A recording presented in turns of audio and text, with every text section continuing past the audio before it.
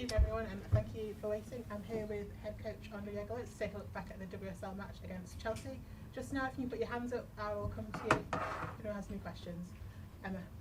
Hi Andre, hope you enjoyed the first game in the WSL. Just first off, can you give us an update on the injuries to Lily and to Alex at the end there? No, unfortunately not. I saw Lily was just leaving the arena, and I haven't talked that much with Alex yet, so unfortunately not.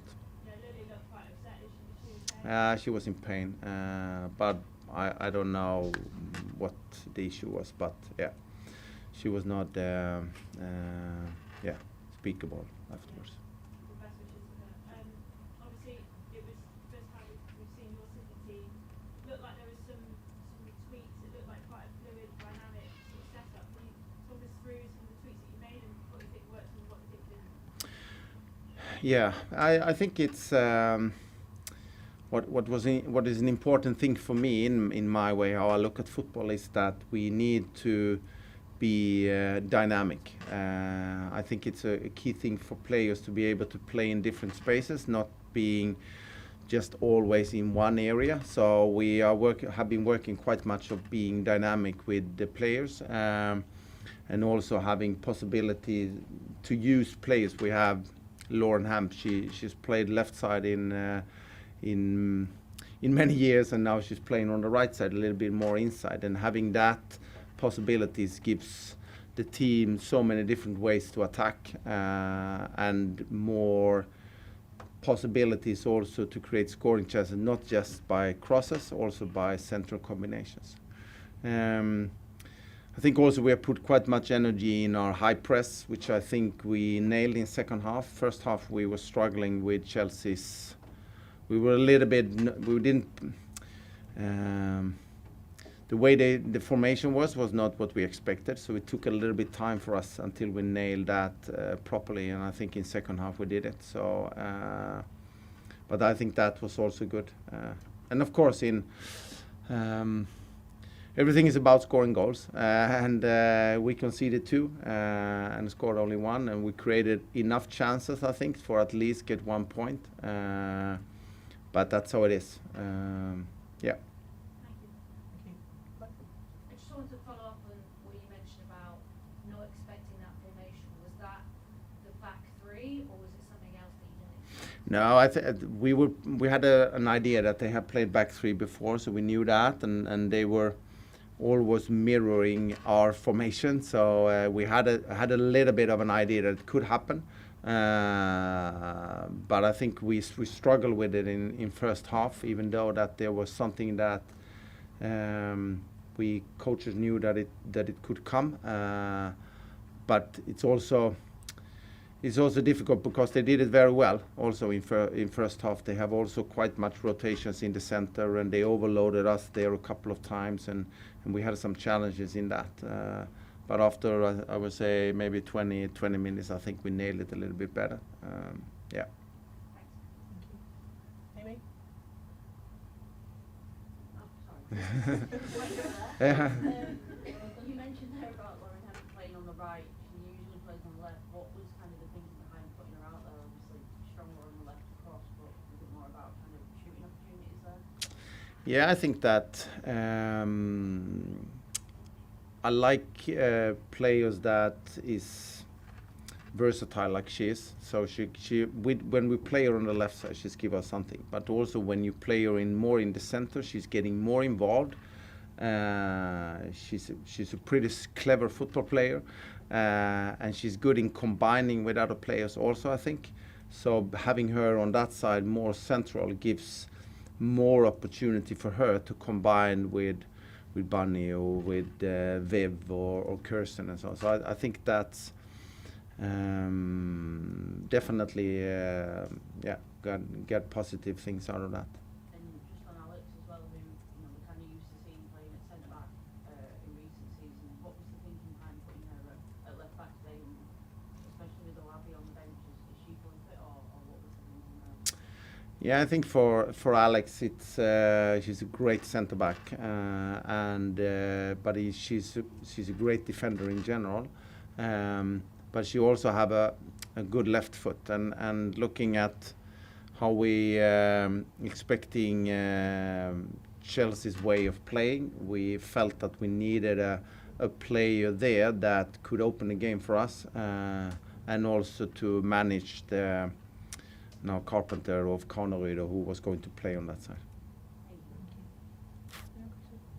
Okay. Hi, Andre. Given that, as you say, your team created plenty of chances Mm. this evening, and that Chelsea last season only dropped 6 points across the whole season, does this evening feel at all like a missed opportunity for your team to take some points off the champions? No, not at all. I think it's. I cannot affect what Chelsea is doing in this coming. I can only affect my team, and of course it's a disappointment that we're not scoring. But I also think it's a long season. So even if what happened last year, if they only dropped a couple of games, we don't know what's going to happen this year. I think I would rather see it in a positive way that, okay, we should have scored on a couple of the chances. But if a team is creating this many scoring chances against Chelsea, that give me also belief for the future that we will definitely continue creating chances and hopefully score. Of course, there is a disappointment that we're not scoring in these ones just because it's Chelsea. But I cannot get stuck in that, I think. Thank you. Tom? Hi, Andre. Commiserations. Just the first time to talk to you since you signed Grace Clinton. Could you tell us a little bit about why you wanted to bring her to Manchester City and what she'll bring to the team? Yeah, first of all, she's a great football player. So that's the first thing I would say with her. And I think she's also a versatile player. We can use her both as a 10 and we can use her as a 6. So she can definitely be in different positions for how we are playing.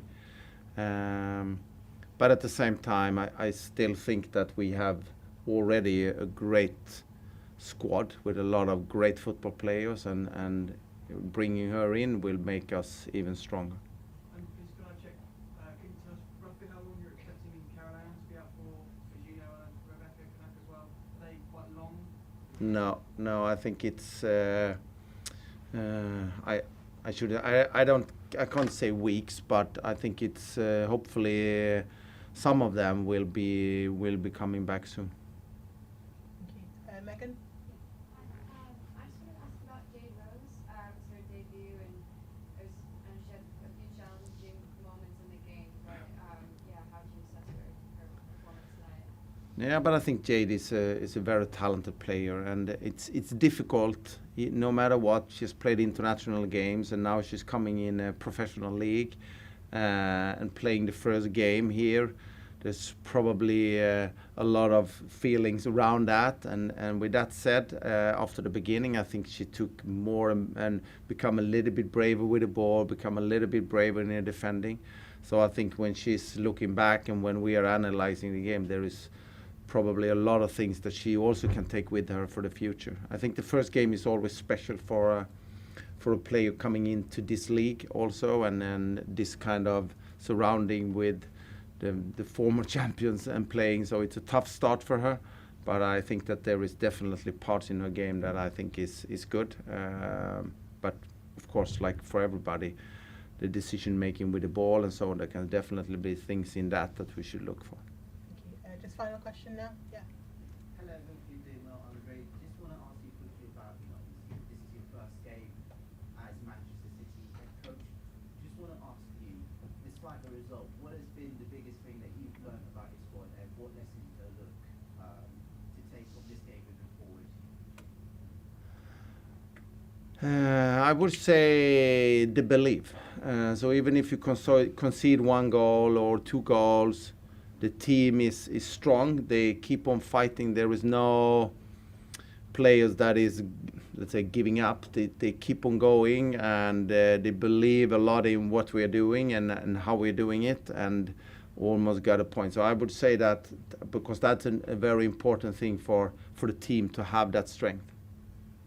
Thanks, everyone. Thank you.